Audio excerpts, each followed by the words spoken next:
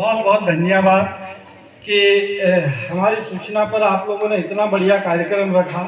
क्योंकि ये कार्यक्रम हमारा होता है, हमें सुप्रीम कोर्ट, हाई कोर्ट और डिस्ट्रिक्ट कोर्ट से डायरेक्शन होता है कि बच्चों को एक बेसिक नॉलेज होना चाहिए जो उनके दिन प्रतिदिन के कार्य व्यवहार में होता है। तो आप लोगों ने बड़ी अच्छी व्यवस्था करी। हम आए थे, हमने सोचा था कि भाई थोड़ा बहुत थोड़ी देर हम बताएंगे, हम वापस चले जाएंगे। हम ही आए थे, हमें लगा कि आप लोगों ने बड़ा भव्य कार्यक्रम किया। फिर हमने हमारे युवराज जी को बुलाया कि भाई आप भी आ जाइए। मैडम को फोन लगवाए, प्रज्ञा मैडम को, कि आप भी आके थोड़ा बताएं। और ये आए तो सभी आप लोगों का बहुत धन्यवाद कि आप लोगों ने इतना बढ़िया कार्यक्रम रखा हमारे लिए। आज इस कार्यक्रम में पत्रकार लोग आए हुए हैं, हमारे साथी न्यायाधीश युवराज जी, वकील साहब, हमारा स्टाफ, मैडम प्रज्ञा पटेल, तो सभी का धन्यवाद। हमारा आप लोगों के बीच आने का मुख्य उद्देश्य यह रहता है कि जो बेसिक कानून की जानकारी आप लोगों को उपलब्ध हो सके। जैसे अभी पहले बोलने वालों ने साइबर लॉ का बताया और पॉक्सो एक्ट का बताया। ये सभी किसी न किसी तरह से हमारे से जुड़े हुए हैं, भले एक कम उम्र का विद्यार्थी हो या टीचर हो या पूरा स्टाफ हो। तो हमें अब चूँकि जो फ्रॉड लोग रहते हैं वो हमारे से इतने एडवांस होते हैं कि ऐसा बोलते नहीं कि हमारी सोच जहाँ से ख़त्म होती है वहाँ उनकी चालू होती है। बहुत एडवांस होते हैं, बड़ा मुश्किल होता है ट्रैप करने में उसमें।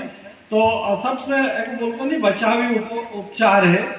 तो जैसे पूर्व वक्ताओं ने बताया कि भाई हमें जैसे जो अननोन मोबाइल आए उसे रिसीव ना करें, OTP वगैरह किसी को ना बताएं, किसी लिंक से न जुड़ें, और बच्चे अपने साथ ही अपने घर वालों को ही बताएं। दूसरा एक बात हम कहना चाहते हैं कि हम लगभग यहाँ साल भर हो गए, हमने यहाँ पे आत्महत्या का एक बड़ा वो देखा, एक बड़ा देख के बड़ा वो हो जाता है कि महिलाएं, हो सकता कोई अनबन हुई हो, उन्हें एकदम से आत्महत्या कर लेती है। मतलब इतना दुखदायी होता है कि हम लोग बता नहीं सकते हैं कि जब किसी महिला आत्महत्या करती है और जब पुलिस कार्रवाई करती है, चालान आता है, जब हम बयान लेते हैं तो उस महिला का फोटो रहता है। मतलब इतना दुखदायी होता है कि हम बता नहीं सकते। फिर उस महिला के माता पिता भाई बहन बयान देते हैं और बहुत बार ऐसा होता है कि वो ऐसा बयान देते देते रो देते हैं, तो बहुत कष्टदायी होता है। तो खासकर हम बच्चियों से कहना चाहते हैं कि आप लोग खूब पढ़िए भाई, खूब स्ट्रांग बनिए, आप लोग किसी पे डिपेंड ना करिए। ये पढ़ाई ऐसी है जो कभी खराब नहीं होगी।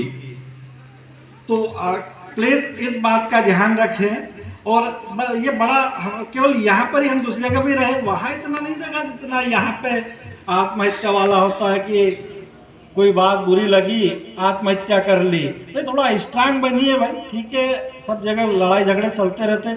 अच्छा, आत्महत्या कर ली, आत्महत्या करने वाला मर गया, बड़ा दुख होता है। फिर उसके बहुत छोटे छोटे बच्चे, हमें बहुत बुरा लगता है। बहुत बार हम बयान बंद कर देते हैं कि जो महिला ने आत्महत्या की है उसका बच्चा 3-4 साल का आता है, ऐसा हमारे यहाँ घूमता रहता है। फिर हम पूछते बच्चा, बोले ये उसी का बच्चा जिसने आत्महत्या करी। तो आप सोचिए कि बिना माँ के कैसे जिएगा वो। ठीक है, उसके पिता ने दूसरी शादी कर ली, ज़्यादा ध्यान नहीं देते। हम थोड़ा एक कल्पना करें कि हमारे बच्चे, छोटा बच्चा और हम नहीं हो तो उसकी लाइफ कैसी रहेगी।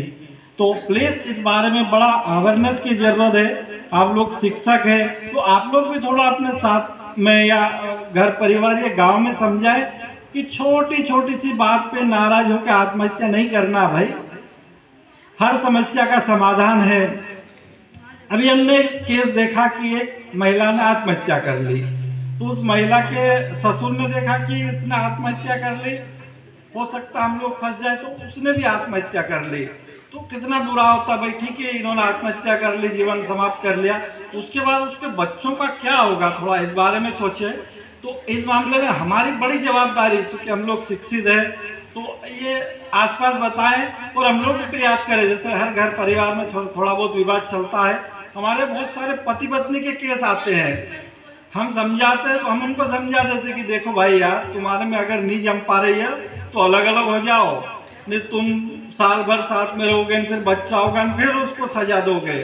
तो प्लीज इस बात का बड़ा प्रसार करें कि एक तो ये आत्महत्या से बचे भाई, ना करें, घर परिवार सब जगह चलता है। दूसरा, बालिकाओं को हम बताना चाहते हैं कि आप लोग खूब पढ़िए भाई, पढ़ने का कोई विकल्प नहीं है, आप जितना मेहनत करेंगे उतना भविष्य आपका उज्जवल होगा। जैसे प्रज्ञा मैडम ने बताया, मैडम भी मेरे हिसाब से इधर आसपास के ही हैं। हाँ, देख के ऐसा लगता है ना कि हम भी इनके जैसे बने। हमें रहने वाले इंदौर के, वहाँ कमिश्नर है दीपक सिंह साहब, तो हमें मालूम पड़ा कि दीपक सिंह साहब इसी एरिए के हैं, दीपक सिंह सीनियर IAS। रीवा में हमारे कमिश्नर है BS जामोद साहब, बाबू सिंह जामोद साहब, उनका घर हमारे घर से 15-20 किलोमीटर दूर, बिल्कुल ऐसा ग्रामीण एरिया का में है। तो आप थोड़ा देखिए कि भाई सब लोगों ने मेहनत की, इसलिए आज इतने ऊंचे पद पे गए हैं। तो प्लीज़ इसका पढ़ाई का कोई विकल्प नहीं है। अच्छा, दूसरा हम एक बच्चों से ये भी कहना चाहते हैं, जैसे जो बड़े बच्चे हैं और टीचर है, जैसे हम कंपटीशन एग्जाम में एग्जाम देते तो एक प्रश्न आता है कि भारतीय संविधान की आलोचनात्मक समीक्षा कीजिए। भाई, भारतीय संविधान के बारे में हम लोग सब जानते हैं, हमें ये लिखना है उसमें कि आलोचनात्मक समीक्षा कैसे लिखना है। भाई, बड़ी बड़ी एग्जाम PSC UPSC हम लोग देते हैं तो सब लोग तैयारी करके आते हैं, बाकी हम देखते नहीं कि उसमें कुछ ही लोग सक्सेस होते हैं। तो कारण यही है कि भारतीय संविधान की आलोचनात्मक समीक्षा। अब भारतीय संविधान की आलोचनात्मक समीक्षा में क्या क्या आता है, ये हमारे टीचर अगर बच्चों को पढ़ाएंगे तो बच्चा काफ़ी अच्छा, जैसे एक आता नहीं कि मूल कर्तव्य पे टिप्पणी लिखी है, तो मूल